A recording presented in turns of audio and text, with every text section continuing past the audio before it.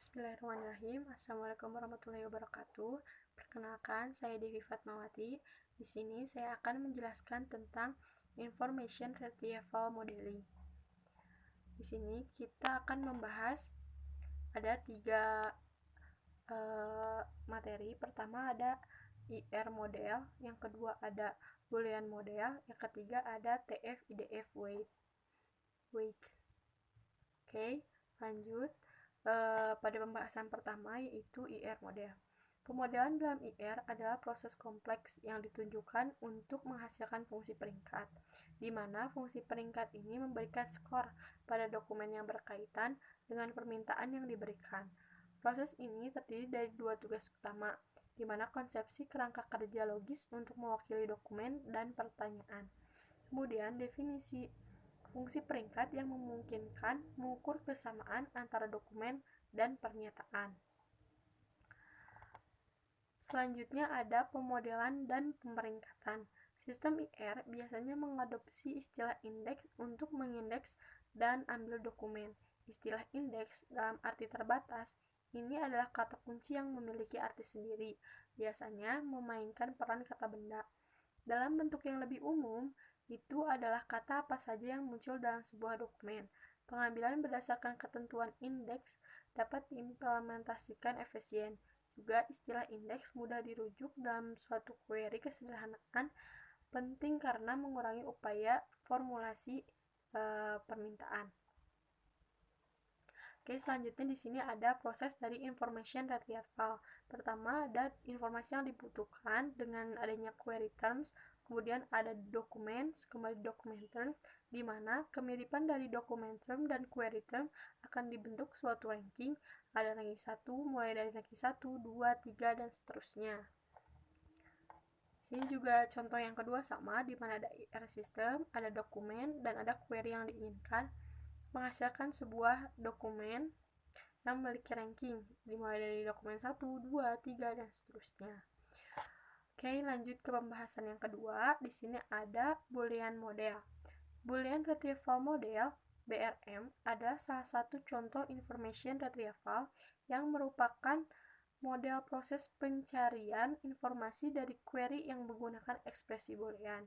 Dengan ekspresi Boolean, dengan menggunakan operator logika and, or, dan not.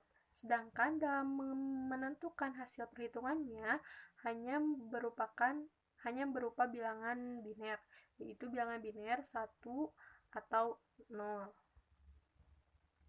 Pertama, yaitu ada model sederhana berdasarkan teori himpunan dan Boolean aljabar.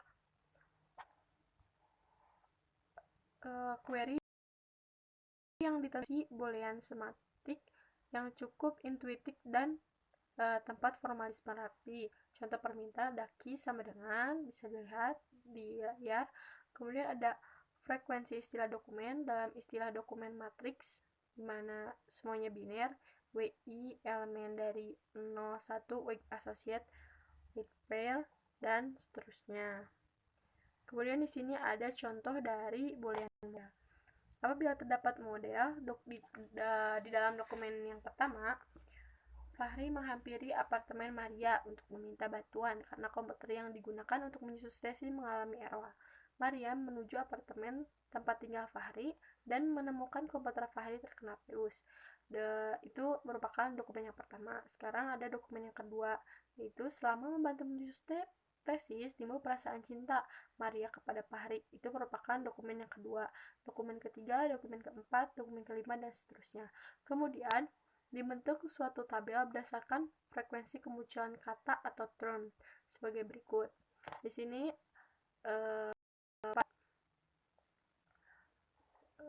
pada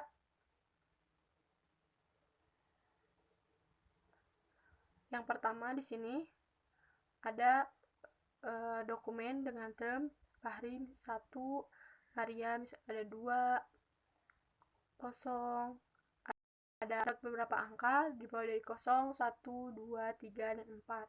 Sedangkan kemudian dengan adanya term yang sudah dibuat, kita ubah menggunakan Boolean model. Seperti yang saya jelaskan tadi, Boolean model merupakan sistem bilangan dengan biner, yaitu antara 0 dan 1.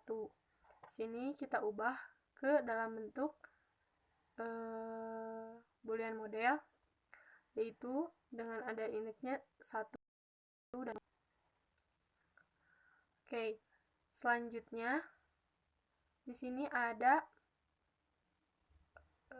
dengan kata kunci Aisyah dan Naura bukan Fahri, dokumen manakah yang relevan dengan dokumen-dokumen yang tadi. Di sini dengan kemunculan kita bisa sebutkan dengan query-nya Aisyah dan Naura bukan Fahri. Aisyah dan Naura not Fahri. Jadi 0011 N 00111 not 11010 00011 N 00101 sehingga menghasilkan 0001. Dengan demikian, dokumen yang relevan dengan query tersebut adalah dokumen kelima. Selanjutnya, ada kekurangan dan kelebihan dari boolean model. Yang pertama ada kelebihannya. Pertama, mudah untuk diimplementasikan. Yang kedua, konsepnya yang terstruktur. Sedangkan ada juga kelebihan, yaitu pencocokan yang tepat dalam pengambilan dokumen terlalu sedikit atau terlalu banyak. Kemudian sulit untuk mengindekskan beberapa dokumen daripada yang lain yang berada di bawah dokumen yang tidak penting. Kemudian ada sulit untuk menerjemahkan query ke dalam ekspresi di boolean. Yang kemudian ada semua istilah sama-sama berbobot dan lebih seperti pengambilan data dari pencarian informasi. Oke, selanjutnya kita masuk ke bab selanjutnya, yaitu ada IF, IDF, weight. Pertama ada term frekuensi TF. Matrik korelasi term, di mana ada asumsi Lund, nilai dari WIJ sebanding dengan istilah frekuensi FIJ. Artinya, semakin sering istilah muncul dalam teks dokumen, beratnya. Ini berdasarkan pengamatan frekuensi yang tinggi istilah-istilah penting untuk menggambarkan dokumen yang mengarah langsung ke bobot perumusan, di mana TFI, J sama dengan FI, J. Oke, di sini ada varian dari berat yang digunakan dalam literatur adalah TFI, J, di mana ada 1 ditambah log FIJ jika FI, J lebih besar dari 0. Diambil di basis 2. Ekspresi log adalah bentuk yang disukai karena itu membuat langsung sebanding dengan bobot dari IDF. Selanjutnya ada frekuensi dokumen terbalik, di mana akan dokumen jumlah indeks istilah yang ditetapkan suatu dokumen. Istilah indeks lebih banyak ditugaskan ke dokumen, lebih tinggi adalah probabilitas pengambilan dokumen itu. Jika terlalu banyak istilah yang ditetapkan untuk suatu dokumen, itu akan diambil oleh pertanyaan yang tidak relevan. Kelengkapan optimal, kita bisa menghindari masalah itu dengan mengoptimalkan jumlah ketentuan per dokumen. Dengan pendekatan lain adalah dengan menimbang istilah secara berbeda dengan eksplorasi gagasan kekhususan istilah. Oke, di sini ada contohnya dari misalkan kita mempunyai kata kuncinya yaitu keutamaan Al-Quran. Di mana ada dokumen 1. Dokumen 1 itu keutamaan membaca Al-Quran. Terdapat 3 kata yang kemudian dokumen kedua ada sumber hidup manusia. Dan dokumen 3 ada keutamaan Al-Quran yaitu pedoman hidup manusia. Sehingga terdapat 3 jumlah dokumen. Yang pertama ada dokumen pertama, dokumen kedua, dan dokumen ketiga. Sehingga jumlahnya ada 3 dokumen. Oke. Selanjutnya di sini kemudian kita bentuk suatu tabel, di mana tabelnya ini memiliki term atau kata-kata. Pertama ada keutamaan, tadi ada kata keutamaan, ada kata Al-Quran, membaca, sumber, pedoman, hidup, manusia. Oke, pada KK di sini yaitu kata kunci. Ini D1 itu dokumen ke-1, D2 dokumen kedua, D3 itu dokumen ketiga.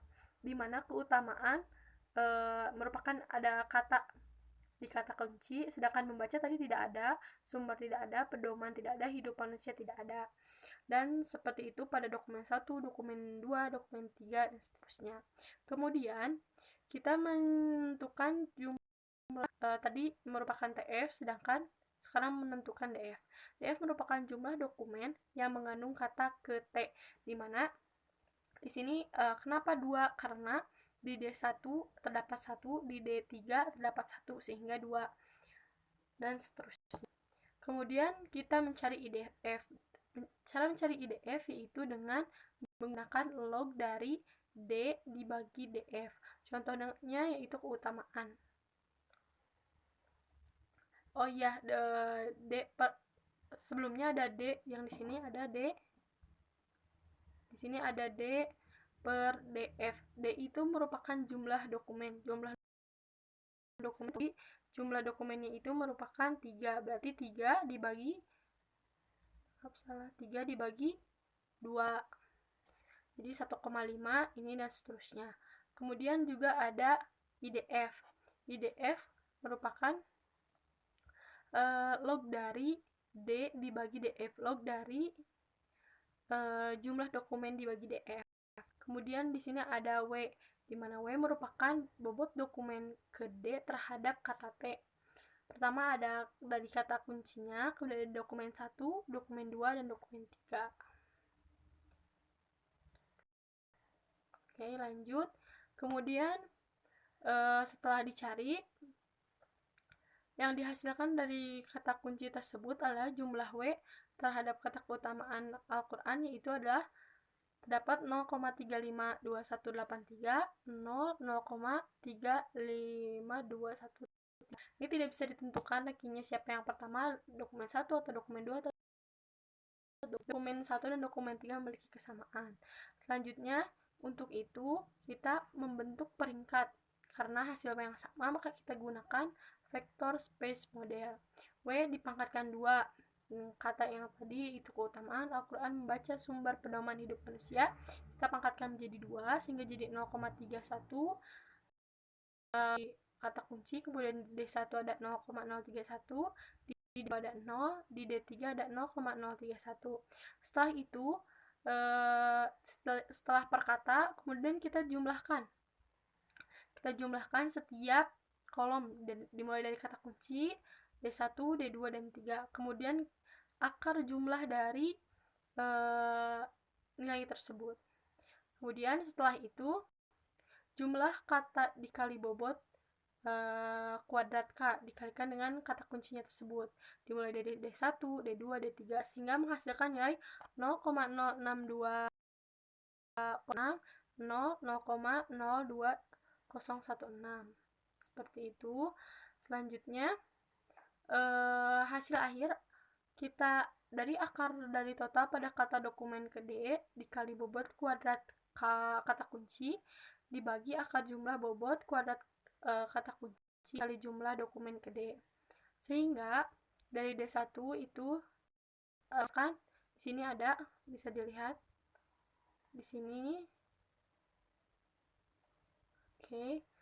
1,85, kemudian 0, 1,6, sehingga menghasilkan ranking pertama itu adalah D1, ranking kedua, ketiga adalah D2.